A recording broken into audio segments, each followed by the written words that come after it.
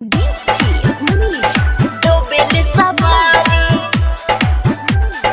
Dobele Savari Recording by Avara Music Navada Navada Navada शहर में चला बेले गाड़ी नवदा शहर में चला बेले गाड़ी दुल्हा ढोबेले सवारी दुल्हा ढोबेले सवारी दुल्हा ढोबेले सवारी दुल्हा ढोबेले सवारी 10 बजे रतिया में खोले नी के बाड़ी 10 बजे रतिया में खोले नी के बाड़ी दुल्हा ढोबेले सवारी दुल्हा ढोबेले सवारी दुल्हा ढोबेले सवारी दुल्हा ढोबेले सवारी